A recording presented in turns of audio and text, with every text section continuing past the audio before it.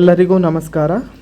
ಕರ್ನಾಟಕ ರಾಜ್ಯ ಸಹಾಯಕ ಪ್ರಾಧ್ಯಾಪಕರ ಅರ್ಹತಾ ಪರೀಕ್ಷೆ ಕೆಸೆಟ್ ಎಕ್ಸಾಮ್ 2023ಯ ರಿಸಲ್ಟನ್ನು ಈಗ KEA ವೆಬ್ಸೈಟಲ್ಲಿ ಬಿಡುಗಡೆ ಮಾಡಲಾಗಿದೆ.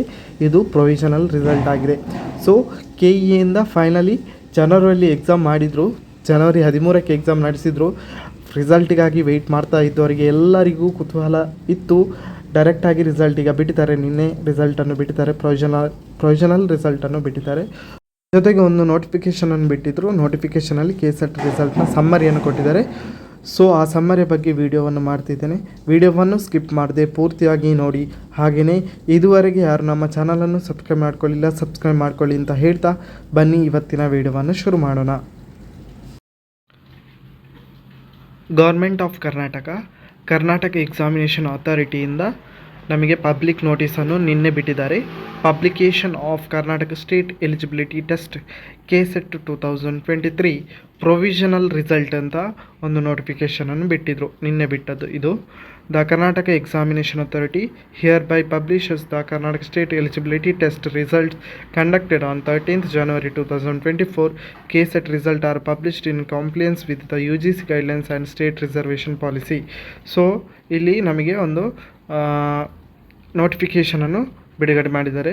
ಸೊ ಇದರಲ್ಲಿ ಇಷ್ಟೆಲ್ಲ ಮಾಹಿತಿಯನ್ನು ಕೊಟ್ಟಿದ್ದಾರೆ. ಯಾವ ರೀತಿ ಕ್ರೈಟೀರಿಯಾವನ್ನು ಫಾಲೋ ಮಾಡಿ ಎಷ್ಟು ಜನರನ್ನು ಯಾವ ರಿಸರ್ವೇಷನ್ ಮೇಲೆ ಎಷ್ಟು ಪರ್ಸೆಂಟೇಜನ್ನು ಆಯ್ಕೆ ಮಾಡಿದ್ದಾರೆ, ಯಾಕೆ ಆ ಪರ್ಸೆಂಟೇಜಲ್ಲಿ ಆಯ್ಕೆ ಮಾಡಿದ್ದಾರೆ ಅನ್ನೋ ಮಾಹಿತಿಯನ್ನು ಡೀಟೇಲ್ ಆಗಿ ಇಲ್ಲಿ ಕೊಟ್ಟಿದ್ದಾರೆ.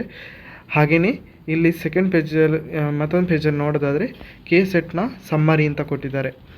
ಇಲ್ಲಿ ನೋಡೋದಾದರೆ ಸಮ್ಮರಿ ಆಫ್ ಕೆಸೆಟ್ 2023 ರಿಸಲ್ಟ್ ಅಂತ ಹೇಳಿದ್ದಾರೆ. ಇಲ್ಲಿ ಸೀರಿಯಲ್ ನಂಬರಲ್ಲಿ 1, 2, 3 ಕೊಟ್ಟಿದ್ದಾರೆ. ಜೆಂಡರ್ ವೈಸ್ ಇಲ್ಲಿ ಕ್ಲಾಸಿಫಿಕೇಷನ್ ಮಾಡಿ ಹೇಳಿದ್ದಾರೆ. ಮೇಲ್, ಫೀಮೇಲ್ ಹಾಗೂ ಟ್ರಾನ್ಸ್ಜೆಂಡರ್ ಬೇಸ್ ಮೇಲೆ ಇಲ್ಲಿ ಜೆಂಡರ್ ವೈಸ್ ಕ್ಲಾಸಿಫಿಕೇಷನ್ ಮಾಡಿದ್ದಾರೆ. Number of candidates registered, appeared and qualified ಈ ಥರ ಒಂದು ಕೊಟ್ಟಿದ್ದಾರೆ. ಹಾಗೆಯೇ ಪರ್ಸೆಂಟೇಜ್ ಆಫ್ ಕ್ವಾಲಿಫೈಡ್, ಎಷ್ಟು ಜನ ಪರ್ಸೆಂಟೇಜಲ್ಲಿ ಕ್ವಾಲಿಫೈ ಆಗೋ ಅನ್ನೋ ಮಾಹಿತಿಯನ್ನು ಕೊಟ್ಟಿದ್ದಾರೆ. ಸೊ ಟೋಟಲಾಗಿ ಮೇಲ್ 50,262 ಜನರು ಇದಕ್ಕೆ ರಿಜಿಸ್ಟರ್ ಮಾಡ್ಕೊಂಡಿದ್ರು ಎಕ್ಸಾಮಿಗೆ. 41,088 ಜನರು ಎಕ್ಸಾಮನ್ನು ಬರೆದಿದ್ದರು.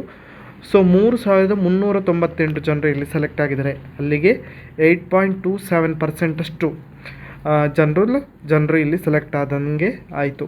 ಹಾಗೆಯೇ ಫೀಮೇಲಲ್ಲಿ 66,656 ಜನ ರಿಜಿಸ್ಟರ್ ಮಾಡ್ಕೊಂಡಿದ್ರು. ಎಕ್ಸಾಮಿಗೆ 53,892 ಜನ ಎಪಿಯರ್ ಆಗಿದ್ದರು.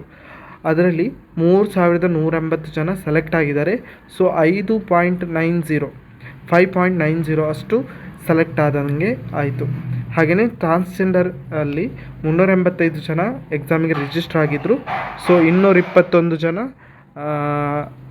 ಏನು ಎಕ್ಸಾಮನ್ನು ಬರೆದಿದ್ರು. ಹಾಗೆಯೇ ಕ್ವಾಲಿಫೈ ಆಗಿದ್ದು 97 ಜನ ಸೆಲೆಕ್ಟ್ ಆಗಿದ್ದಾರೆ. ಸೊ 43.89% ಅಷ್ಟು ಸೆಲೆಕ್ಟ್ ಆದಂಗೆ ಆಯಿತು. ಸೊ ಟೋಟಲಾಗಿ ನೋಡೋದಾದರೆ 1,17,303 ಜನ ಎಕ್ಸಾಮಿಗೆ ರಿಜಿಸ್ಟರ್ ಮಾಡ್ಕೊಂಡಿದ್ರು ಕೆಸೆಟ್ 2023ಕ್ಕೆ. ಹಾಗೆಯೇ 95,201 ಜನ 41 ವಿಷಯಗಳಿಗೂ ಎಪಿಯರ್ ಆಗಿದ್ದರು. ಎಲ್ಲ ವಿಷಯಗಳು ಸೇರಿ ಟೋಟಲ್ 95,201 ಜನ ಇಲ್ಲಿ ಎಕ್ಸಾಮನ್ನು ಬರೆದಿದ್ರು.